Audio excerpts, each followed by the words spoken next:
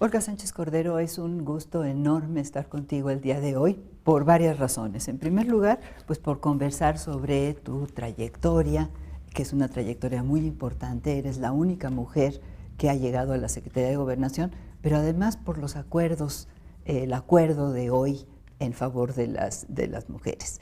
Muchas gracias por estar con nosotros.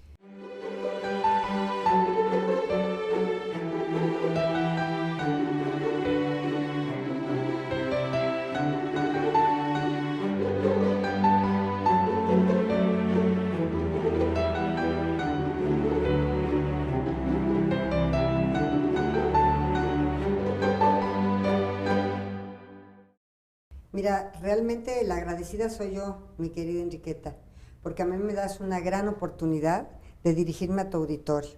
No, pues indudablemente, pero la oportunidad es que se ha ido abriendo, ¿sí? Se ha ido abriendo la presencia de las mujeres, la igualdad de las mujeres, etcétera. Y bueno, tenemos ya un Congreso paritario, un gabinete paritario, lo cual no es poca cosa, ¿no?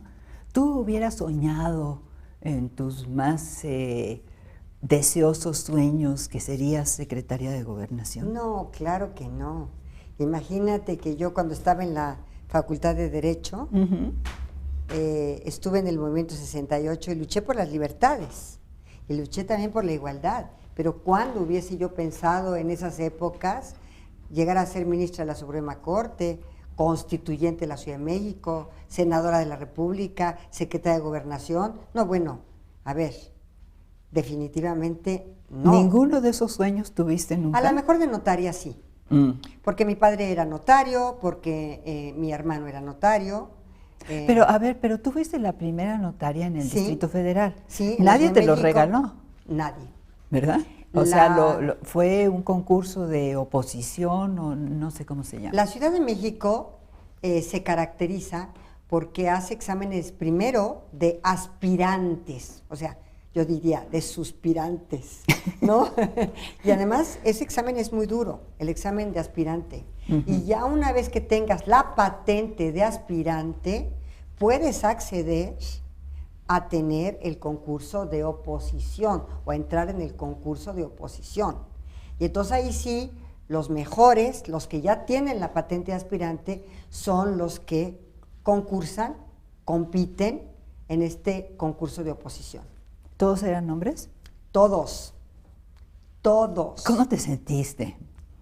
Mira, eras joven. Muy joven, 34 años. Fíjate, muy nada joven. Ahora, notaria, mujer y joven. A la distancia lo veo y digo, híjole, sí, era muy joven. ¿Cómo lo vi? Rompí un paradigma, rompí un techo de cristal. No había mucha disposición del gremio a aceptar mujeres.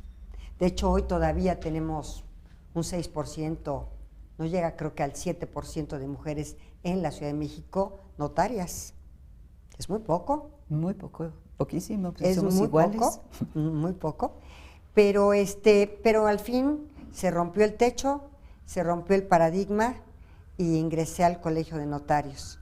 No había baños para mujeres. Además, creo que yo siempre he pensado, Enriqueta, y estoy convencida de ello, que no podemos ser las primeras y únicas. No. Tenemos que ser las primeras de muchas más, porque si abrimos y si rompemos un techo de cristal y si abrimos un nuevo camino, ese camino tiene que ser para muchas, para todas las que quieran llegar. Y eso es algo que a veces tampoco las mujeres entienden mucho, ¿eh? O sea, llegan y no abren el espacio para todas las que puedan llegar, sino que a veces solamente dicen, pues yo ya llegué, y ya en la comodidad de que yo soy mujer y llegue. No. Aquí como en el Senado y como en la Cámara de Diputados, que hoy tenemos este Congreso paritario, pues es una maravilla. En materia de igualdad todavía falta. Mira, pero el asunto es que avanzamos. Falta mucho, pero hemos avanzado también. Sí. Hemos avanzado mucho. Ha habido hombres, y lo subrayo, muy comprometidos con los derechos de las mujeres. que eso también es algo que hay que decirlo. Yo te puedo contar, lástima que sea tan poco tiempo, de una cantidad de asuntos que tuve, de una cantidad de foros en los que estuve cuando fui ministra de la Suprema Corte, para poder convencer de resolver con perspectiva de género. Y ahí hicimos un protocolo para que las juezas y jueces y magistradas y magistrados resolvieran con perspectiva de género, que no es lo mismo resolver sin perspectiva de género que resolver con perspectiva de género, porque esta perspectiva de género cambia radicalmente. Juzgar con perspectiva de género. Juzgar con perspectiva de género. Y otra cosa, hicimos el protocolo. Que ese camino se ha abierto, pero todavía hay que abrirlo muchísimo más. Hicimos el protocolo de cómo juzgar con perspectiva de género. Yo te quiero decir que fue de verdad una punta de lanza, pero ese protocolo, a 20 años de distancia, hay que actualizarlo. Y creo que ya los están actualizando por nuevos criterios de la Suprema Corte, que han ido surgiendo en esta evolución de igualdad, de igualdad de derechos, de no discriminación y de un tema de violencia contra la mujer. Porque al final del día, la discriminación es un tipo de violencia. Indudablemente, sí. Porque la falta de igualdad y de oportunidades es un tipo de violencia.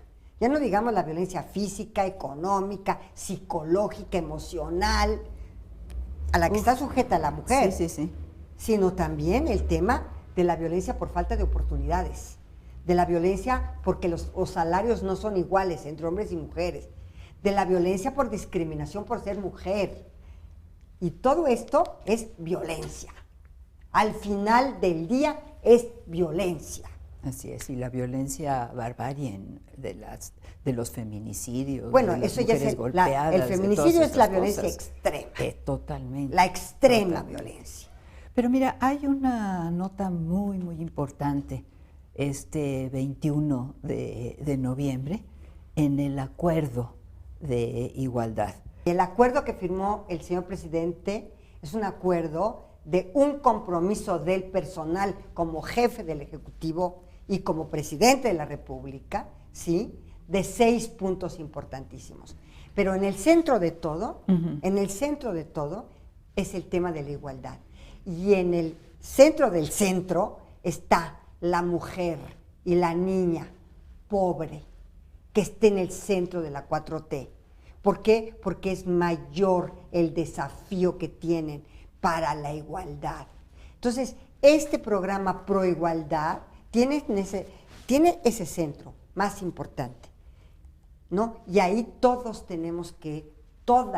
las instancias del gobierno, en una transversalidad completa, tenemos que actuar en consecuencia de este programa Pro Igualdad, en donde los centros de trabajo, en los centros de trabajo existan, por ejemplo, posibilidades para que la mujer tenga la tranquilidad de que sus hijos están cuidados, de que sus padres adultos mayores y algunos a veces con algún tipo de discapacidad también tengan cuidados. Y el tema de cuidados también está en el centro, porque la mujer puede tener oportunidades de trabajo siempre y cuando, ¿sí?, esté el tema de cuidados resuelto para ella.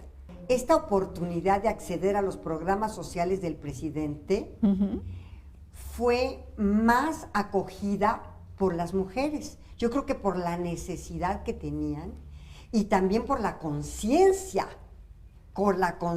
que tenían de salir adelante. Y nada más te digo, jóvenes construyendo el futuro, el 57% son mujeres. Fíjate, pensiones para el bienestar de los adultos mayores, 55%, casi todo arriba del 50%, ¿sí? Apoyo al bienestar de niños, niñas y de madres trabajadores, aquí sí se fue al 91%. ¿Por qué? Porque el tema de cuidados en los roles de las madres está más enfocado a las mujeres. Es decir, el hombre casi no participaba de estos cuidados a sus hijos, que quiero decirte que se les privaba también del derecho, porque en este estereotipo que Sí, tradicionalmente se determinó, fue determinante en la cultura patriarcal, la que se hacía cargo del cuidado era la mujer, la madre. Entonces, por eso tú tienes una cifra enorme, el 91% Wow. del apoyo al bienestar de niñas y niños, de madres trabajadoras, 91 en las mujeres. Fíjate que Imagínate. esas estadísticas te dan una idea muy clara de los faltantes Claro. y de las necesidades y de las cosas que hay que transformar de fondo. Pero fíjate, a mí lo que me llama más la atención fue la conciencia de estas jóvenes, ¿verdad?, de acceder y de inscribirse inmediatamente en nuestros programas, porque becas para el bienestar de educación media superior, 51%. Y becas para el bienestar de educación superior, 53%. Entonces, ¿qué te quiero decir con esto? En las personas para el bienestar de personas de discapacidad, sí estamos en el 46%, pero, por ejemplo, becas para el bienestar, Benito Juárez, de los 0 a los 5 años, estamos en el 49.4%, prácticamente en el 50%. Sí. Donde estamos muy rezagadas en el acceso a estos programas es en Sembrando Vida. Aquí tenemos solamente un porcentaje del 31% contra el 69%, pero es que tradicionalmente el campesino habría sido hombre, tradicionalmente el ejidatario habría sido hombre y tradicionalmente las labores del campo habrían sido para hombres. Por eso tenemos el 69%. Nuevamente tenemos el tema de los estereotipos y nuevamente tenemos el tema de los roles.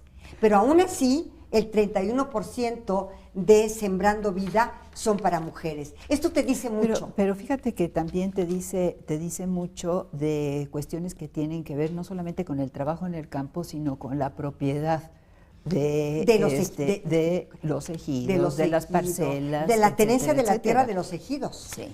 De los ejidos. Pero es un acuerdo que lo estuvimos trabajando con todas, no solamente organizaciones sociales, sino con estos grupos que se hicieron en el interior de la República, de las 32 entidades federativas, en donde acudieron mujeres de las de diversas comunidades, no solamente de las capitales. Y lo que dijo Nadim hoy en la mañana, dijo, nos llevamos en el corazón y fue el cambio de paradigma lo que nos compartió en San Luis Potosí una mujer indígena que llegó y dijo, yo no sé qué es la equidad de género, yo no sé qué significan políticas públicas, no tengo idea de lo que están ustedes hablando, pero yo vengo a compartir mi historia y vengo a contarles qué hago yo para que mis hijos coman, qué hago yo para llevar un hogar, qué hago yo para distribuir mi tiempo y darles el tiempo a mis hijos, qué hago yo para hacer que mis hijos tengan un desarrollo. Y empezó a compartir su historia. O sea, ella no sabía qué era la política pública, no sabía qué era la perspectiva de género, no sabía qué significaba el concepto proigualdad, o a lo mejor el tema de la violencia. Ella vino a compartir su historia, porque tenía clara su vida, tenía claro lo que ella hacía en su comunidad, dentro de su familia, y tenía claro cómo tenía que conseguir los recursos para alimentar a sus hijos y para darles a sus hijos bienestar. O sea, tenía claridad de la profunda desigualdad. Y tenía claridad, claro, lo acabas de decir con esas palabras, tenía clara la profunda desigualdad que vivía, aunque no tenía el concepto de proigualdad o de perspectiva de género, pero lo tenía claro en su conciencia. Por eso todos estos programas, las que más accedieron a ellos, las que más se inscribieron a ellos, fueron las mujeres, porque tenían una clara conciencia, no necesariamente de todas estas palabras acuñadas que significan para las que hemos estudiado algo distinto, pero sabían que estaba presente y que ahí estaba. Y que había dos cosas, una necesidad y una oportunidad. Y la oportunidad la tomaron. Así es. La oportunidad la tomaron. Esto es para mí algo de verdad increíble, que haya el presidente firmado este acuerdo de compromiso del mismísimo presidente de la República, en donde en el centro está la mujer, las niñas y sobre todo la mujer humilde y las niñas también humildes. Esto es algo maravilloso. Y fíjate que esto también es una parte importante de tu trayectoria, porque también tú has abierto caminos, ¿no? Y creo que como secretaria de Gobernación estás profundamente involucrada en todo esto, ¿no? Mira, por eso estamos abordando el tema. Fíjate que te voy a decir algo, estoy totalmente convencida de el tema de los derechos. Yo pienso que la paz social y la pacificación del país y la reconciliación es un tema de derechos. Es un tema de derechos, de respeto. Y es un tema de reconocimiento de los derechos de todas y de todos. Y eso te dice aplicación del derecho. Y eso aplicación te dice de las leyes y que las respetemos todos. Sí, pero a ver, justicia, justicia, este tema de justicia, no es solo la aplicación de la ley, no es solo expedir leyes que den, obviamente, las características de igualdad de oportunidades o igualdad en la conformación de los congresos. Es un tema de justicia. Y de políticas. Y de política. Pero es un tema también de que hay una distancia enorme entre las leyes, la aplicación de estas mismas y los derechos sustantivos de igualdad y los derechos y la realidad social de igualdad. Es una brecha enorme, enorme. Pero y fíjate, mi sello personal aquí en la Secretaría, yo quiero que sea, y lo digo así tal cual, que vayamos nosotros en un camino de disminuir la brecha entre lo que ya está consagrado en la Constitución y en las leyes de los derechos humanos y la parte sustantiva, la parte de realidad, de igualdad, de no discriminación, y que vayamos todos juntos, ¿verdad?, cerrando la brecha entre lo formal y lo sustantivo, entre la ley y la Constitución y las realidades sociales. Eso es justicia.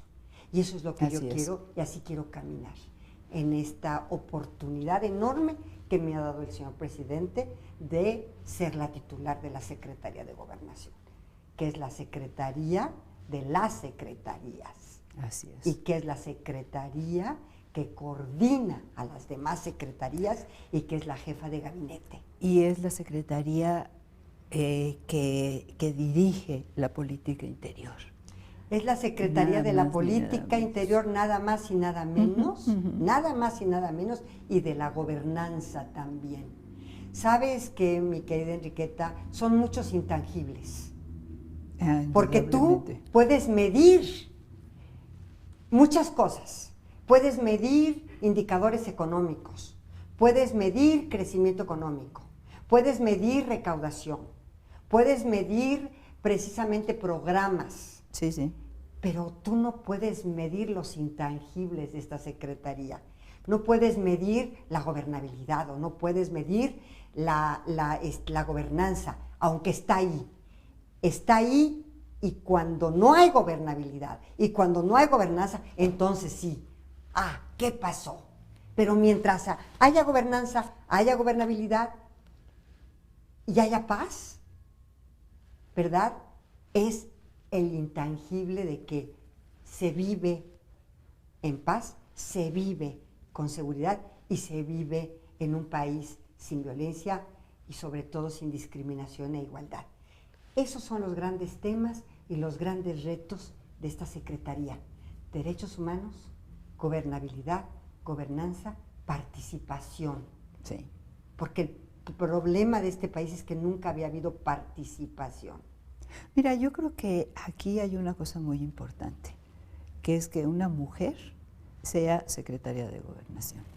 Esto tiene un reflejo y tiene una visión distinta de ver muchas cosas, ¿no? Y yo creo que puede y que estamos teniendo muchos avances importantes, aunque también hay que reconocer que tenemos todavía un largo camino por recorrer. Mira, yo quisiera también decir que para el presidente lo más importante es la justicia social. La justicia social, así en términos muy precisos, justicia social, redistribución del ingreso, mayores oportunidades, incorporación de una parte de la población que nunca ha tenido las oportunidades para tener un acceso y una movilidad social importante. Ese es el tema, ese es el gran tema del presidente. El gran tema, voltear a ver a estos. Y yo te voy a decir algo, que estoy convencida.